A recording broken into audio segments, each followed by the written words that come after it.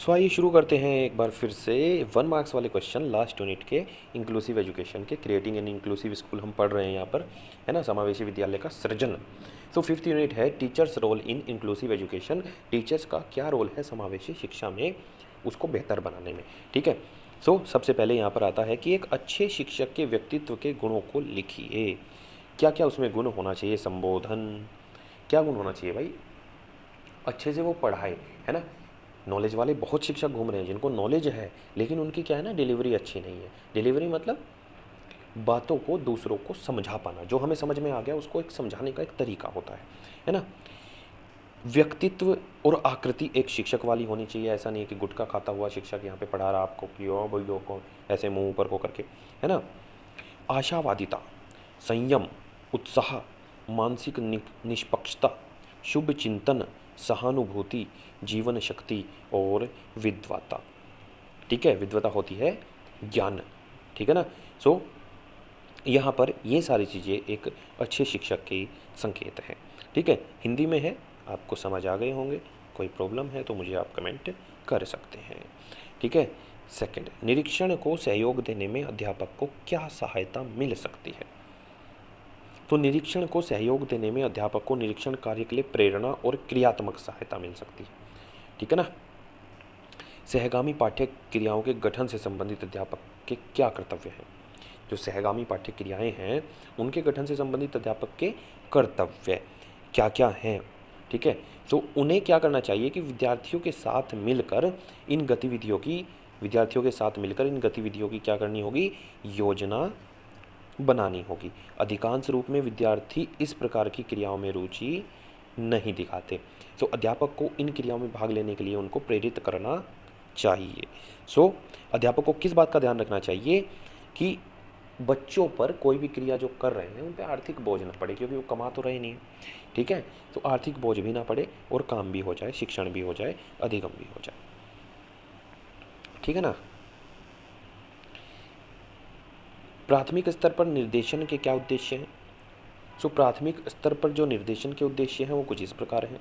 अवलोकन करना, विद्यार्थियों की व्यक्तिगत समस्याओं, आवश्यकताओं तथा गुणों का अवलोकन करना। अवलोकन किए गए तथ्यों की संचयी आलेख, मतलब उनको सूचीबद्ध करना, एक लिखना पंक्ति में नंबर डाल के। उपस्थिति अधिकारियों के साथ सहयोग के साथ कार्य करना, जो उपस्थित अधिकारी हैं उनके साथ में मिलके उन पर कार्य करना है। अभिभावकों एवं विद्यालयों के बीच में मधुर संबंध जो स्थापित है वो बनाना है। कौन बनाएगा? शिक्षक बनाएगा। जैसे वहाँ पे कोई उत्सव होता है, कोई भी गेम्स होते हैं, कुछ भी होते हैं, तो वहाँ पर अभिभावकों को निमंत्रण देना है, शिक्षक का कार्य है। समस्त शिक्षकों का सहयोग जो है उसको प्राप्त करना है। ऐसा नहीं है कि अकेला है, वहाँ पे टीम मैनेजमेंट होना चाहिए, समूह में, है ना, कार्य होना चाहिए ताकि अच्छे से हो पाए। विद्यार्थियों की प्रगति का सतत रूप में मूल्यांकन करना है। ठीक है ना। विद्यार्थियों की जो प्रगति है उसका मूल्यांकन कौन करेगा? शिक्षक करेगा। ठीक है ना।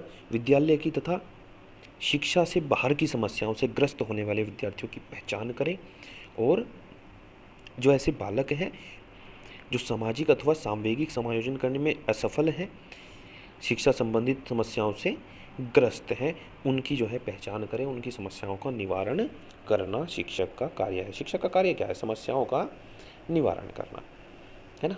प्रश्न नंबर 5, विशिष्ट योग्यता वाले बच्चों की शैक्षणिक असफलता के कारण, जो विशिष्ट योग्यता वाले बच्चे हैं उनकी जो शैक्षिक असफलता है वो क्या है? या तो अभिप्रेरण की कमी है, क्षेत्रपूर्ण आदतों का विकास है, या फिर निष्क्रिय शैक्षणिक सम्मिलन यहाँ पर आ जाता है। ठीक है ना। तो इसमें ये आ जाता है, इन तीनों की अगर मैं बात करूँ, कि या तो भाई जो है अध्यापक द्वारा जो बच्चों की जो आवश्यकताएं हैं, उनकी मुश्किलों के पहचानने की जो शक्ति है वो वहाँ पर असफलता है कि अध्यापक उनको नहीं सिखा पाया कि मुश्किलों को से कैसे बचना है। ठीक है। या फिर बच्चों की विशेषताओं के अनुसार शिक्षण विधियों का प्रयोग वहाँ पर नहीं हुआ। ठीक है ना। जैसे किसी को बोलने में थोड़ी दिक्कत है, किसी को सुनने में थोड़ी दिक्कत है, किसी को थोड़ी देखने में दिक्कत है, उस प्रकार से वहाँ पर शिक्षण विधियों का प्रयोग नहीं किया गया, तो बच्चे का जो अधिगम है वो कम हुआ। ठीक है ना। ठीक है ना। या फिर बच्चों का जो निर्देशन है वो प्रॉपर नहीं हुआ, व्यक्तिगत सहायता उनको नहीं मिली, अतिरिक्त समय किसी को चाहिए था, मतलब माइंड थोड़ा लेट ग्रैब करता है, लेट थोड़ा समझता है, तो उनको अतिरिक्त समय वहाँ पर नहीं दिया गया, है ना। इस टाइप से उनका जो शैक्षणिक असफलता है, इनके कारण हम वहाँ पर बता सकते हैं। अब बात करते हैं बहुविकल्पीय प्रश्नों की। यहाँ पर प्रश्न नंबर 1, समावेशी विद्यालयों में मानवीय संसाधन के रूप में प्रथम स्थान किसे प्राप्त है? ठीक है, तो प्रथम स्थान जो मेन है स्कूल का कौन होता है? वो प्रधानाध्यापक जी होते हैं, है ना। जो वहाँ पे मेन जो पद होता है वो किसका होता है? प्रधानाध्यापक का। उनकी वहाँ पर जो रूल्स हैं और रेगुलेशन है वो उन्हीं के चलते हैं। शिक्षक राष्ट्र के भाग्य निर्णायक हैं। शिक्षक जो है राष्ट्र के भाग्य के निर्णायक हैं, यह कथन किसने बोला था? तो यह कथन बोला था हुमायूं कबीर का ये कथन है। शिक्षक जो है वो राष्ट्र के भाग्य निर्णायक है, भाग्य का निर्णय करते हैं, है ना, क्योंकि बच्चों को पढ़ाते हैं। डॉक्टर क्लैप ने एक अच्छे शिक्षक के व्यक्तित्व के कितने गुणों का उल्लेख किया? तो डॉक्टर क्लैप ने एक अच्छे शिक्षक के गुणों को 10 बताया है कि यहाँ पे जो है ना अच्छे शिक्षक के जो गुण होते हैं वो कितने होते हैं? 10 होते हैं, जो कि मैंने आपको स्टार्टिंग में ही बताए थे, है ना। जो संबोधन था, व्यक्ति का आकृति, आशावादिता, संयम, उत्साह, मानसिक निष्पक्षता, शुभचिंतन, सहानुभूति, है ना। ये इस प्रकार के जो 10 मैंने स्टार्टिंग में ही आपको बताए थे अति लघु उत्तरीय प्रश्न में, ये फ्लैप के ही दिए गए गुण हैं जो कि 1913 में एक अध्ययन में दिए गए थे। ठीक है ना। आगे बढ़ते हैं। निम्नलिखित में कौन से गुण एक शिक्षक में पाए जाते हैं? संवेगात्मक संतुलन, जीवन शक्ति, विषय का पूर्ण ज्ञान। तो ये सभी गुण एक शिक्षक में पाए जाते हैं और होने भी चाहिए। ठीक है ना। प्रश्न नंबर नेक्स्ट, निम्न में से कौन सा कार्य एक अध्यापक का मुख्य कार्य है? शिक्षण, गठन, निरीक्षण, ये सभी। तो तीनों कार्य मुख्य कार्य हैं, शिक्षण करना है, गठन करना है और निरीक्षण करना है। परीक्षण एवं मूल्यांकन किसका एक मुख्य कार्य है? अध्यापक का, माता पिता का, समाज का या फिर आस पड़ोस का? अध्यापक का ये एक मुख्य कार्य, अध्यापक ही करेगा मूल्यांकन और परीक्षण, है ना। वैसे तो आस पड़ोस वाले भी करते हैं कि शर्मा जी का छोरे ने तो टॉप कर दिया है, गुप्ता जी आपका बच्चा तो नहीं पढ़ा, वो इस प्रकार का वहाँ पे मूल्यांकन करते हैं। समावेशी विद्यालय में शैक्षिक निर्देशन का उपयोग होता है किसके लिए? पारिवारिक समस्याओं के समाधान के लिए, सामाजिक समायोजन के लिए, अधिगम की जो कठिनाइयाँ हैं उनके निदान के लिए। तो इन सभी के लिए, ठीक है, समावेशी विद्यालय में शैक्षिक निर्देशन का उपयोग इन सब पारिवारिक समस्याओं के समाधान पे भी, सामाजिक समायोजन हेतु भी, है ना, और अधिगम की कठिनाइयों को दूर करने के लिए भी। समावेशी निर्देशन की प्रक्रिया कैसी होती है? वो समस्या केंद्रित होती है, समस्या को केंद्र में रख के वहाँ पर बात की जाती है कि समस्या का उपचार कैसे किया जाए। निर्देशन एक सुव्यवस्थित प्रक्रिया है। कैसी भाई? औपचारिक या फिर अनौपचारिक? तो निर्देशन दोनों प्रकार से हो सकता है ना, औपचारिक भी अनौपचारिक भी। समावेशी विद्यालय में निर्देशन के उद्देश्य क्या है?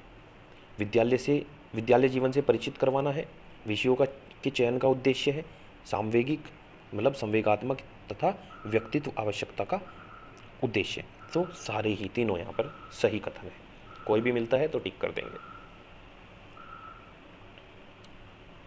परामर्श प्रक्रिया का उद्देश्य होता है आत्मज्ञान कराना, आत्मस्वीकृति, आत्म समायोजन। 2019 में ये पूछा गया था। ठीक है, तो परामर्श प्रक्रिया, आत्मज्ञान, आत्मस्वीकृति, आत्म समायोजन, ये सभी यहाँ पर आप क्लिक करेंगे। खाली स्थान भर दो भैया। शिक्षक ही विद्यालय तथा शिक्षा पद्धति की वास्तविक गत्यात्मक डायनेमिक शक्ति है। शिक्षक पद्धति की कुशलता शिक्षकों की योग्यता पर निर्भर है। बिल्कुल सही बात है। भावी शिक्षक अपने छात्रों पर अपने व्यक्तित्व का प्रभाव डालने से बहुत कम संबंध रखेगा। जीवन में सफलता पाने के लिए अच्छा प्राणी होना आवश्यक है। बालक अध्यापक से औपचारिक और अनौपचारिक दोनों प्रकार से सीखते हैं। बालक अध्यापक को जज करते रहते हैं, है ना, कि ये कैसे पढ़ा रहे हैं, कैसे बोलते हैं, कैसे चलते हैं, कैसे बैठते हैं। ठीक है ना। अब सत्य असत्य के बारे में देख लेते हैं। लास्ट यूनिट है और लास्ट पॉइंट पर हम चल रहे हैं। निर्देश कार्यक्रम के संगठन हेतु कार्यक्रम के उद्देश्यों को निर्धारित करना महत्वपूर्ण कार्य है। जी हाँ। सेकंड क्या कहता है? किसी भी विद्यालय की प्रगति उस विद्यालय के प्रधानाचार्य की सूझबूझ, प्रशासकीय क्षमता एवं योग्यता पर निर्भर करती है कि वहाँ पर कैसे जो है शिक्षण प्रक्रिया होगी, कैसे जो है व्यवस्था होगी, अनुशासन कैसा होगा, ये उन्हीं पर निर्भर करता है। समावेशी विद्यालय में अनेक प्रकार की निर्देशन सेवाएं कार्य नहीं करती, असत्य है ना, करती हैं। शिक्षक निर्देशन कार्यक्रम में अपना अधिकाधिक सहयोग प्रदान नहीं कर सकता, कर सकता है ना, तो ये गलत है। मानक टेस्ट के आधार पर बालकों की प्रतिभा का मापन किया जाता है, हाँ जी। दृष्टिबाधितों का राष्ट्रीय संस्थान कहाँ है? देहरादून में है। जो दृष्टिबाधित हैं उनका जो संस्थान है वो कहाँ पे है? देहरादून में है। 2017 में ये प्रश्न आया था, जो कि सत्य है। 7, परामर्श और निर्देशन में कोई अंतर नहीं होता, असत्य। परामर्श की प्रक्रिया त्रिपदीय होती है। परामर्श की जो प्रक्रिया है वो कैसी होती है? त्रिपदीय, सत्य। स्वरूप के आधार पर परामर्श 2 प्रकार का होता है, 2018 में पूछा गया था, ठीक है ना। स्वरूप के आधार पर परामर्श 2 प्रकार का होता है, 2018 में पूछा गया था, जो कि हम कहेंगे परामर्श के मेन प्रकार की बात करूँ तो 2 प्रकार का नहीं, 3 प्रकार का होता है, ठीक है ना। एक होता है निदेशात्मक, अनिदेशात्मक और समन्वित, 3 प्रकार का ये होता है, ठीक है। अब चलते हैं आगे। ये हो गया था, असत्य है, ये 2 प्रकार का नहीं होता है ना। अब चलते हैं 10th। परामर्श प्रक्रिया के मुख्य 3 उद्देश्य होते हैं, तो ये 2018 में पूछा गया था और प्रश्न जो है यहाँ पर सत्य है। परामर्श को अच्छे से पढ़ लेना। मूल्यांकन शिक्षण आयाम को ब्लूम ने दिया था। मूल्यांकन शिक्षण आयाम जो है वो ब्लूम ने दिया था। रक्षा प्रबंधन के आयाम को डेविस ने दिया था, तो रक्षा प्रबंधन के आयाम को डेविस ने नहीं दिया था, तो है ना। तो प्रबंधन को डेविस ने दिया था। आई के डेविस ने क्या बोला था? प्रबंधन को दिया था, ठीक है ना। शिक्षण प्रबंधन के 4 सोपान होते हैं, बिल्कुल 4 सोपानों को याद कर लेना। यहाँ पे क्या होता है, एक नंबर के जो क्वेश्चन होते हैं, प्रश्न होते हैं, ये आपकी ना पूरी यूनिट का एक निचोड़ होते हैं। यहाँ पर आपको टॉपिक पता लग जाते हैं बहुत जल्द से, और जो टॉपिक आपके छूटे हुए हैं आप तुरंत उनको तैयार करते हैं, ठीक है ना। अब स्वरूप के आधार पर परामर्श आपको नहीं पता, आप देखेंगे जाके, है ना। परामर्श प्रक्रिया के उद्देश्य जो तीनों होते हैं वो क्या क्या होते हैं, है ना। तो परामर्श 3 प्रकार का मेन कौन सा होता है, जो मैंने आपको बता दिया, ठीक है। और रक्षा प्रबंधन किसने दिया था? शिक्षण प्रबंधन के 4 सोपान होते हैं, चारों को आप जो है ना, अगर नहीं आ रहा है तो देखना, और आ रहा है तो अच्छी बात है, तब भी नहीं आ रहा है तो कमेंट करना, मैं आपको बताऊंगा, ठीक है ना। सो अब मिलते हैं विस्तृत उत्तरीय प्रश्न के साथ और उनके आंसर्स के साथ और फुल कंटेंट के साथ, ठीक है ना। सो टिल देन पढ़ते रहें, हंसते रहें, मुस्कुराते रहें। All the best guys.